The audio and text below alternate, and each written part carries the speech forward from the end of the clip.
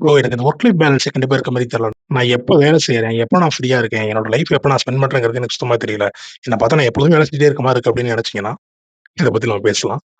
நான் சசிகுமார், தமிழ் டெக் கரியருக்கு உங்கள அன்போட வரவேற்கிறேன்.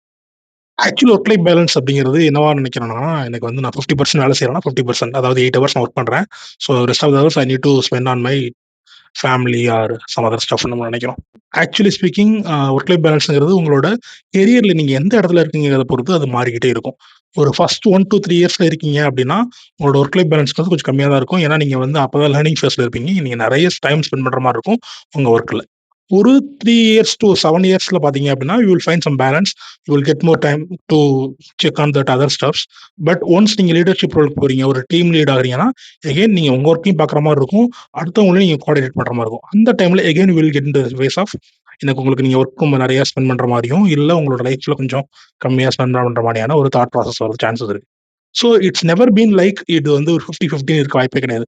ஒரு சில நாட்களே கூட மாறும். ஒரு சில நாள் நீங்க வந்து 60% ஒர்க்ல இருப்பீங்க. 40% தான் உங்க லைஃப்ல இருப்பீங்க. ஒரு சில நாள் 60% 70% உங்க லைஃப்ல இருப்பீங்க. 30% தான் ஒர்க் பண்ணுவீங்க. ஸோ இட்ஸ் நாட் லைக் நான் வந்து கொஞ்சம் முன்ன பின்ன தான் இருக்கும். Especially in IT. இதே இன்னும் டீம் வைஸ் மாறும், ரோல் வைஸ் மாறும். நீங்க ஒரு ப்ரொடக்ஷன் சப்போர்ட்ல இருந்தா ஒரு மாரி இருக்கும். டெவலப் பண்ணது ஒரு மாரி இருக்கும். இன்ஸ்டால் அது ஒரு மாரி இருக்கும். ஸோ அத பத்தி நம்ம நெக்ஸ்ட் அப்கமிங் வீடியோஸ்ல நான் அத பத்தி இன்னும் டீட்டெயில்ல நான் சொல்லலாம்னு நெனைக்கிறேன். அண்ட் ஹோப்ஃபுல்லி இந்த வீடியோ உங்களுக்கு பிடிச்சிருந்துச்சுன்னா, just share it with your friends. Thank you.